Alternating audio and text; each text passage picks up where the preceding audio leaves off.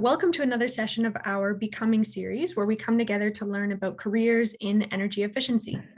So this is a continuation of this really great series that we started last year and that we've been having a lot of fun with, exploring all the different jobs and opportunities that there are in the big wide world of energy efficiency.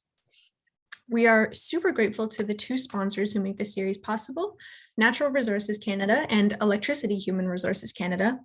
Both sponsors are key in growing the Canadian energy efficiency workforce, and we wouldn't be able to do this without them.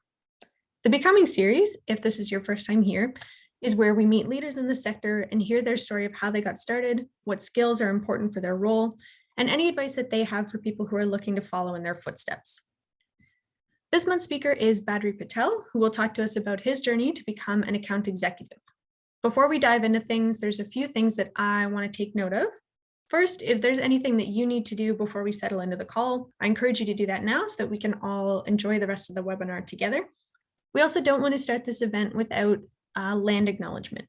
Land acknowledgements should not just be done out of habit, but with a really clear intention. We do it so that we can position ourselves and provide meaningful and thankful acknowledgement of the Inuit, First Nations, and Métis communities whose land we occupy. I acknowledge that I currently live, gather, work, and organize on the traditional and unceded territories of the Algonquin Nation. I also acknowledge how I, as a settler, still benefit from the systems of injustice that Canada upholds. As I mentioned, this week's speaker is Badri Patel.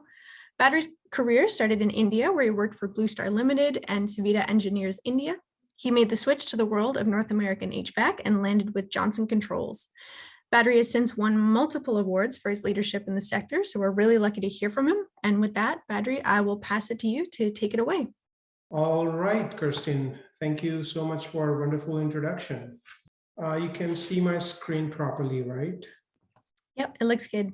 Okay, awesome. So hello and welcome everyone to today's Becoming series talk, Becoming an Account Executive. Thank you for taking time out and being here today. I hope you all have a great start of the year and all are safe after yesterday's heavy snowfall. I'd like to thank Kirstin first for driving this amazing initiative, and I'm really glad to be part of it. Thanks to Kirstin and the entire Efficiency Canada team. My name is Badri Patel, and I work for Johnson Controls Canada team, based out of East Gwillimbury, a beautiful town out of north of Toronto. And my work focuses within Greater Toronto area. Today, I'll talk about 20 minutes, 15-20 minutes, and then we'll have 25 minutes to take any questions. I understand that most attendees are recent grads or in their early careers, or could be new immigrants, and I have tailored this session accordingly. I'll talk a little bit about overall HVAC industry and what are the trends. We'll do my best to make you familiarized with industry as much as I can if you are new to it. And then who are the stakeholders in industry and various career options, followed by what a role of account executive looks like and what are the skills required and how my career progression happened till now. In my recent professional career, volunteerism has played an important role, and I would like to discuss with you why it's important and how you can devote your time to it. I'm an active volunteer at ASHRAE. I'll talk more about that later, but we'll discuss how it has helped me and how you can get involved and give back to society if you are in HVAC or want to get into it. So with that, let me briefly talk about what HVAC is. HVAC or HVAC is for heating, ventilation, and air conditioning. Actually, there is also an R at the end. We call it HVAC and R, where R is for refrigeration. How do you experience HVAC in your day-to-day life? At your home, work, in your car, airport, public places? You see that air is conditioned to provide thermal comfort and good quality. There are so many variants like temperature, relative humidity, cleanliness class, pressure gradient. We don't come across all the parameters in everyday comfort cooling applications, but let's say if you see in healthcare or clean room industries like where drugs are manufactured or aerospace or semiconductors, they need precise controls of various parameters of air. So there are such equipment and engineers who can design those systems and labor force that can execute those projects and skilled professionals who can run and operate those systems and buildings. Buildings are responsible for about 40% of global energy-related CO2 emissions. And these days, policies are being developed that focus on decarbonization of buildings. So you may have heard this word in HVAC a lot, decarbonization or electrifications. These efforts will require large public sector and private sector investments, at the same time creating massive jobs and business opportunities in the HVAC industry. So the aim will be how to minimize carbon emissions during building construction, operation, or let's say entire life cycle of the building. How you will see these changes? Let's say in a cold climate where the electricity grids are cleaner, that means electricity being generated from renewable resources like hydro. Using electricity for heating makes more sense than relying heavily on natural gas. Buildings, and especially space heating in buildings, in cold climate consumes more energy and produces more greenhouse gas emissions compared to any other industry. Transportation has by far the most GHG emissions, followed by buildings. The another one is indoor air quality. There is research done, and we have lots of data available that indoor air quality, or as we call it, IAQ, that it impacts on people's health, comfort and well-being, learning outcomes, and performances. There is a continued development of the technologies in IAQ in all types of buildings, and we have witnessed it during COVID. The next one is energy efficiency. It has improved a lot in recent decades. Energy codes, standards, benchmarks, ratings, and disclosure of building energy use are some effective tools for improving energy use efficiency. And so there is much awareness of sustainability and health and wellness in the industry than ever before. AI is also making its way in the industry. If you talk a little bit about what are the stakeholders or how the industry looks like, if you look at the building segments, it could be residential or industrial or institutional or commercial. The equipments are going to be there to treat the HVAC. How the project cycle or how the stakeholder chain starts is there is a requirement. So let's say that there could be a new construction of buildings, or if we specifically look at North America, the existing building stock is so much to meet our climate change goals, we need to retrofit them at a very fast pace. So the requirement could be to meet the existing buildings renovation or the new infrastructure. Now, the end user has a requirement, and there could be architectural or the consulting engineering firm who are experts in the industry who work on those projects, they lay out the design. And then there are contractors who work on those projects, who procure those products and services, and they deliver the project. Manufacturer, like what I work for, manufacturer, we provide or we sell equipment or services for HVAC. It could be controls or any other equipments or services. Then there are public utility companies and government agencies as well who play a major role in overall HVAC codes and standards and regulations. And then there are wholesalers, distributors, and in the end, when the project is completed, there will be a team at the side. We call them building operations teams or facility management team, who will take care of the project for the operation through the end and cycle of the system. And then there are also niche careers in media and publishing as well, dedicated to HVAC. The products could be related to heating or cooling, ventilation, refrigeration, and then there are softwares and tools. And then there is a BAS segment, we call it building automation system. So once all the equipments are installed, we need to control them in a sophisticated way so that, let's say, for example, thermostat in your house that controls your entire HVAC system, right? So these are some of the products and services that are prevalent in HVAC industry, and tools and instruments and business management services are also there as a career options. If I talk a little bit about my career journey in the HVAC industry, I have a background in mechanical engineering, and after my university, I started working for a steel manufacturing plant. I worked there for a couple of years, and then I wanted to make a switch. I did my research at that point of time, and I wanted to work in an industry. I could foresee that, thermal comfort or human comfort is something that's never going to go away. And then I made a switch to a mid-sized HVAC contracting company.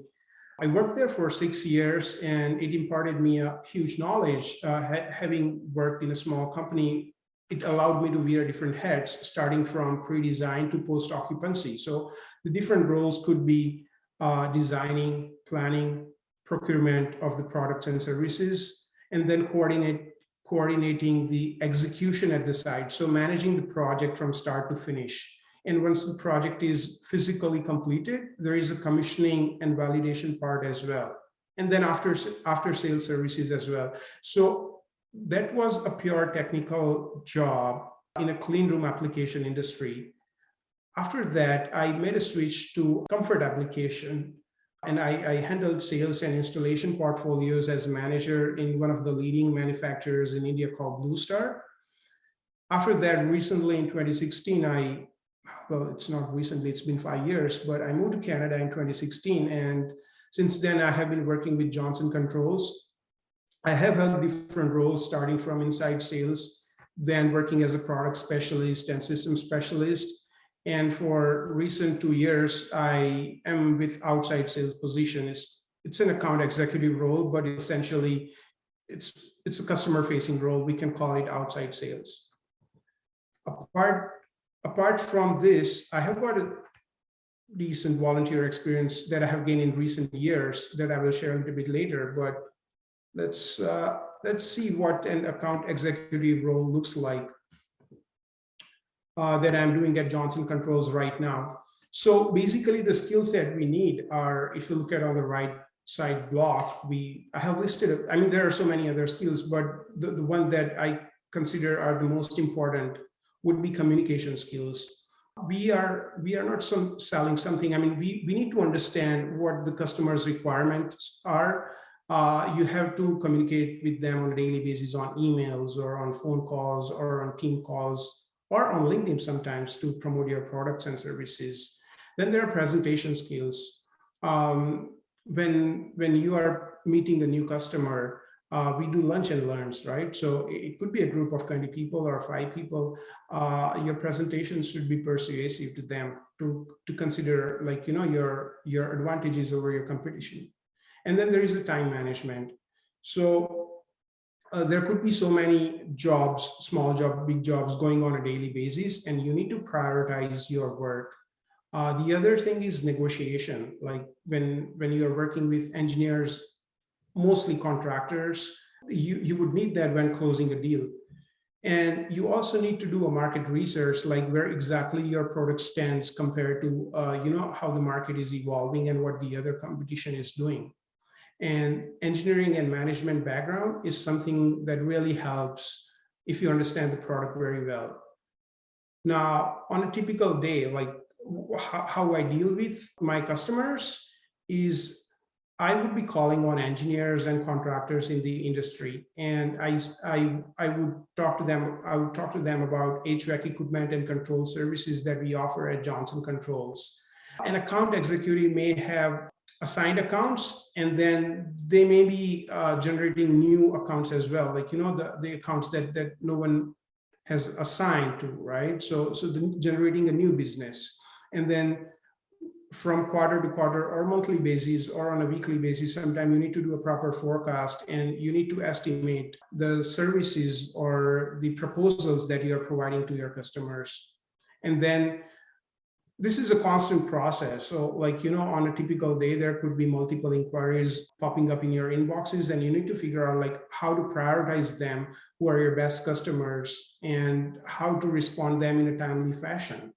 And that's how you close the deal. Like, once your customer trusts you, they will understand, like, how genuine the product and the services are. The other two things could be a frequent lunch and learns. So to demonstrate your product, you will do short presentations or with your customers. In a COVID world, the in-person lunch and learns are on hold, but we still do that on Teams and Zoom calls. And there could be sidewalks as well sometimes to see, like, what exactly the site requirements are. So that could be accompanied by engineers and contractors. As I mentioned earlier, that volunteer has played an important part in my professional career in Canada. I'm actively volunteering at ASHRAE, which is American Society of Heating, Refrigerating, and Air Conditioning Engineers. But on top of that, I'm also associated with IWBI, which is International Well Building Institute. It focuses on health and wellness of the people inside the buildings, and they have got this well certification.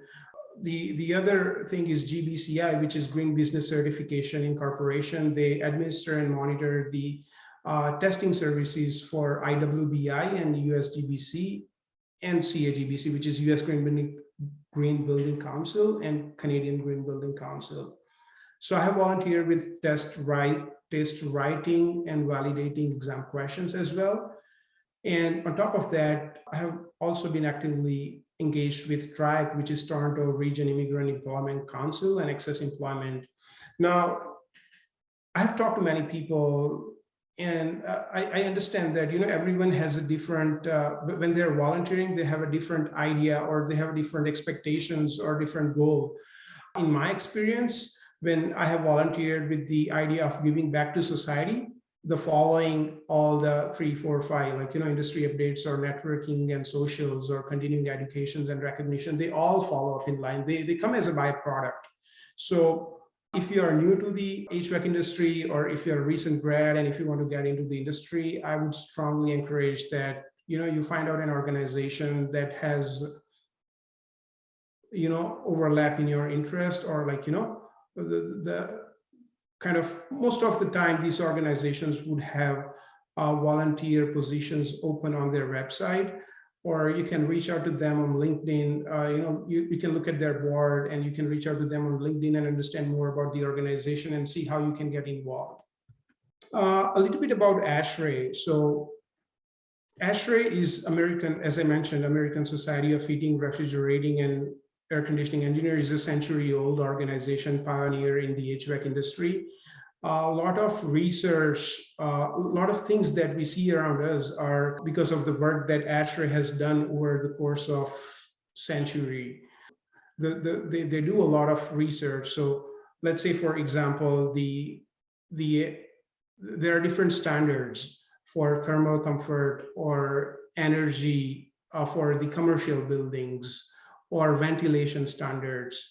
So all those parameters are, when they are included in standards, they are based on some credible research. So all this research is being done by ASHRAE.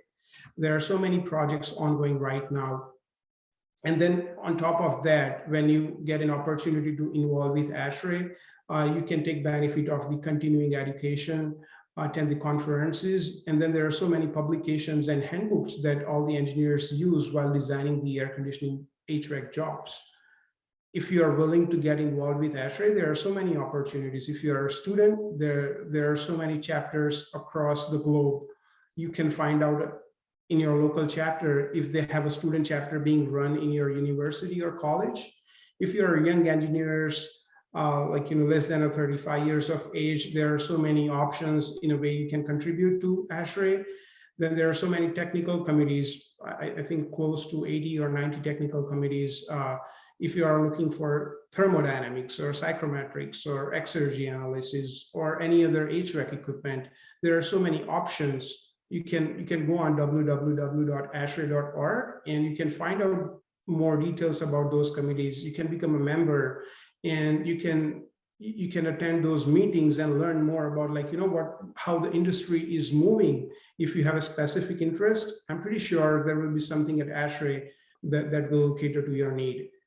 And then there are government affairs and membership and research promotion work is also going on to promote, the HVAC in overall world. If you are looking to pursue a specific certification, there are many ASHRAE certifications that can help boost your professional career. The positive outcomes are validation, recognition, and career development. ASHRAE certification program was founded in 2007, and over 3,500 ASHRAE certifications have been earned so far. It is developed by subject matter experts via industry-wide job task analysis.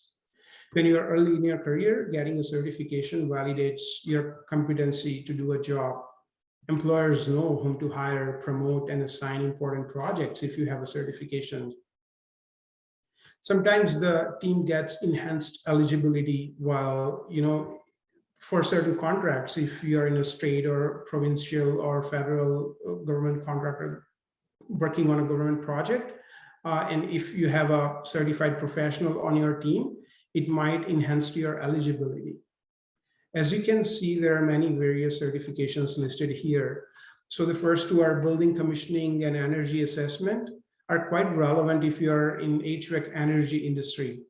For energy modeling related job tasks, BEMP is there. If you are in designing, CHD is the newest introduced certification. And similarly, there are ones for professionals in healthcare industry and high performance building designs field. If you'd like to learn more about ASHRAE or certifications, I would strongly encourage you to visit ASHRAE's website. Or if you have any questions, please feel free to reach out to me. My contact is listed here. I'd like to thank you everyone on the call for your time once again. Awesome. Thank you so much, Badri. It's really cool to hear. Yeah, let me know if you have any questions.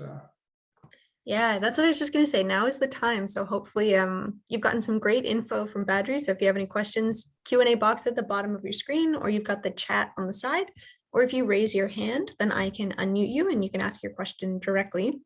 I think it was really interesting to learn more about the specifics of ASHRAE, because it's an organization I know, I'd say I know a lot, but then hearing how much it can help people who are just getting started in their career, I thought that was really cool to hear more about. So we do have some questions that were submitted ahead of time. So I'm going to start with a few of those. My first is, to be an account executive, do you need to have really extensive knowledge of HVAC technologies and trends and things like that? Or is that something that you can learn on the job with the organization that you're working with? That's really a good question. So if you're looking for an account executive role, specifically in HVAC industry, if you have an engineering or management background, that's really going to help you to kind of, steadfast in your role. But if not, then there's definitely so many courses and you can kind of, learn along the way.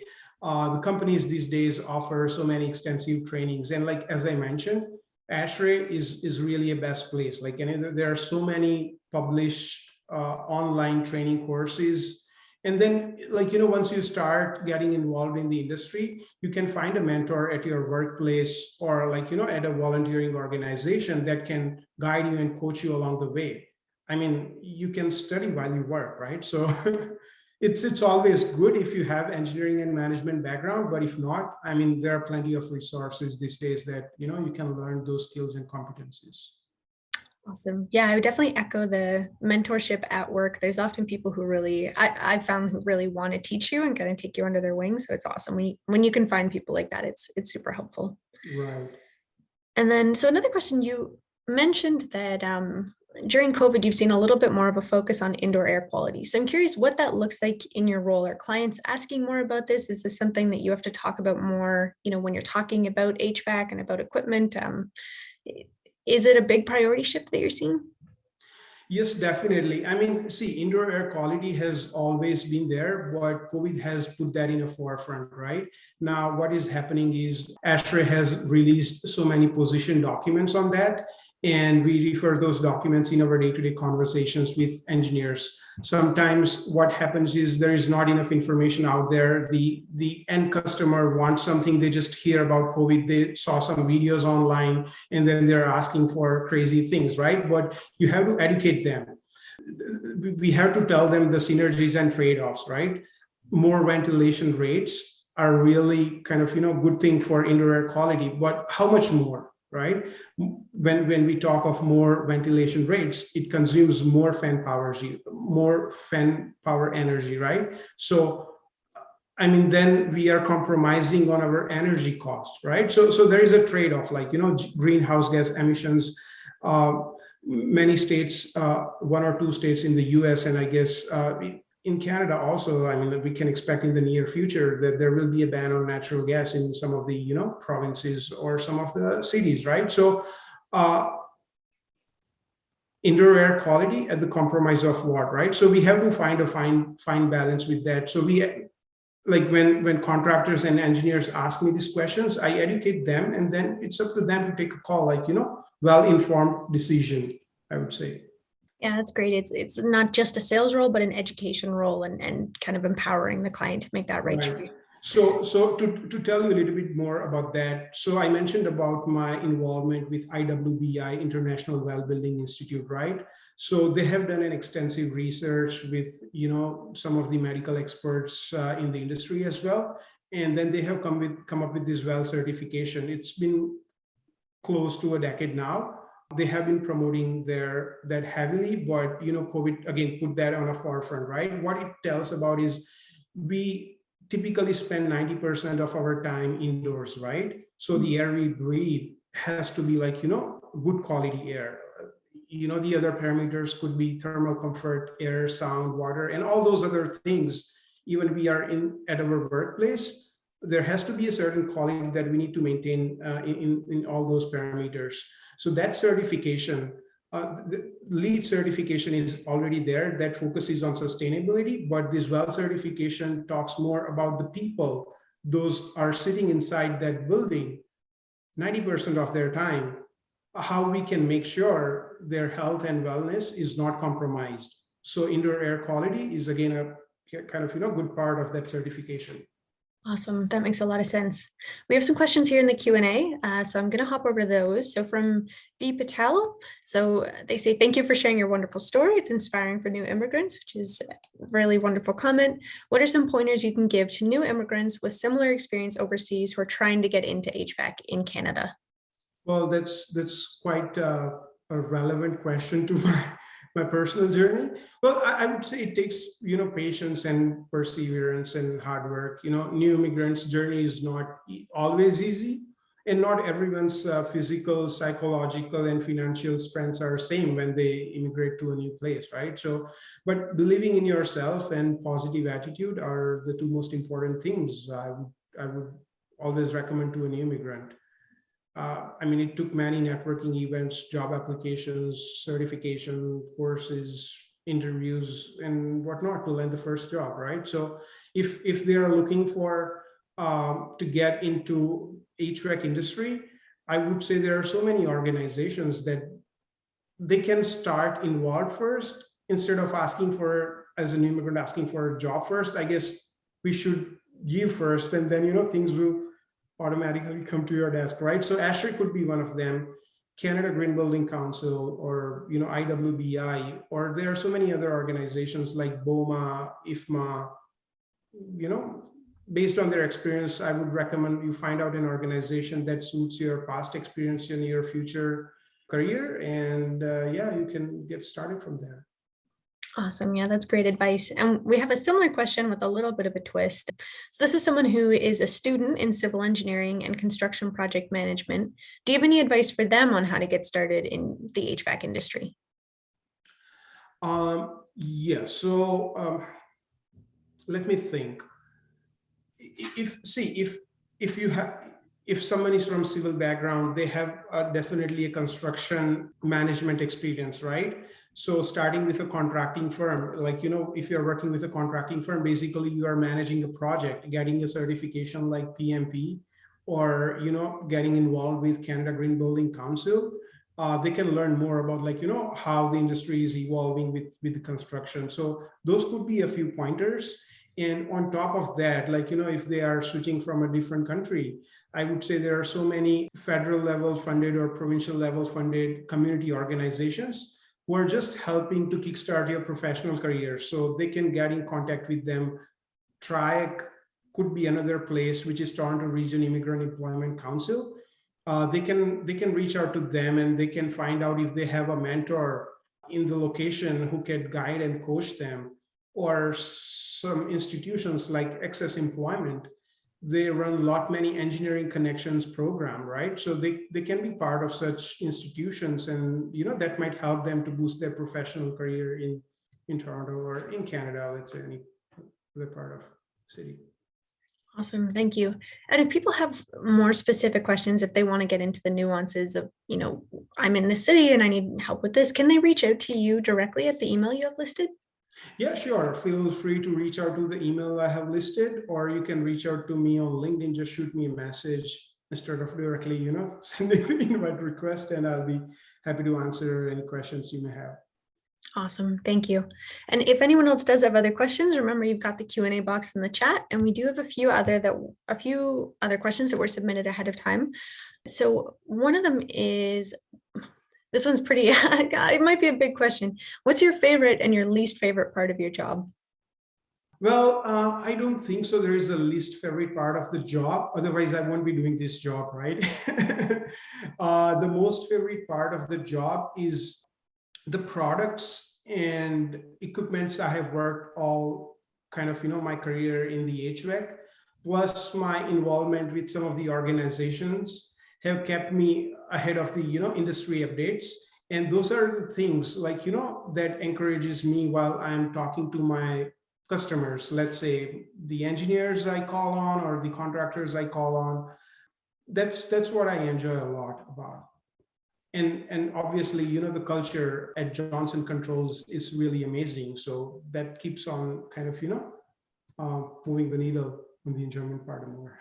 Yeah, it makes such a difference. Who you work with and how you work together can make a good job bad or a bad job really good. Like it really influences your day. Awesome. And then one last question here. Is an account executive a job that you can start right into out of school, or is it something you need to work your way up to and have certain experiences before you can try to get into that role? That's a really a good question. So basically, in account executive role or account manager role, you have a set of accounts, right? So you are looking after a specific set of customers who are giving you continuous business or intermittent business, and then there may be some new accounts that you might start calling upon them who are new. Those accounts are again new in the industry, right? So when someone is starting, I guess it is good to start as an inside sales, right? So you understand how the industry is working, what are the products and services, or what things you should take care. And then eventually you have a couple of years of experience. Trying for account manager or account executive role would be ideal. This is my personal opinion, but this is what I have seen and witnessed in the industry. And again, there are certain roles and responsibilities come with the title. I mean, it doesn't make a big difference what title you're carrying, right? But the roles and responsibilities are only adhered when you have a certain experience, right? So once you build that experience, you yourself will be confident enough to, take the journey ahead. Right. And this question is just for me. What's the difference between inside sales and outside sales? I've been hearing you say this and I'm not sure I know the difference. Well, it's funny because I learned these terminologies when I immigrated to Canada.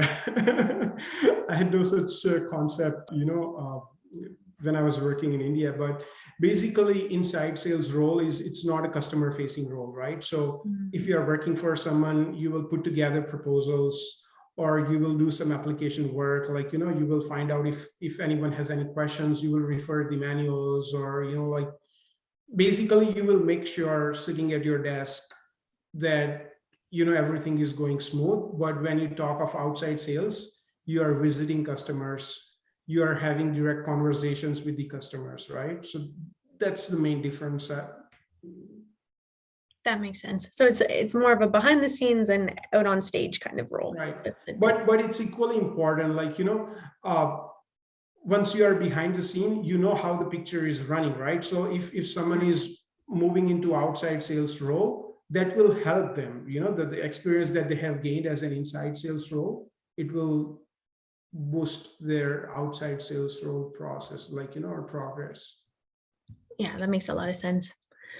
Awesome. Okay, so that was the questions that we had. So I'm going to wrap things up for us. But Badri, thank you so much for taking the time to share your story. Like that question said, it's a really inspiring story, a great story to hear.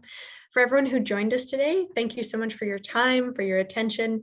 I know that there's a lot of things that are competing for us online, so I really appreciate that you landed here with us tonight and got to hear this great story and hear these great questions. If you do have any further questions, feel free to connect with either of us after the call. And one final thank you to our sponsors, Natural Resources Canada and Electricity Human Resources Canada, for making this all possible. So with that, I'm going to send everyone back into the world. Have a great evening, and thank you so much for coming. Thank you. Take care.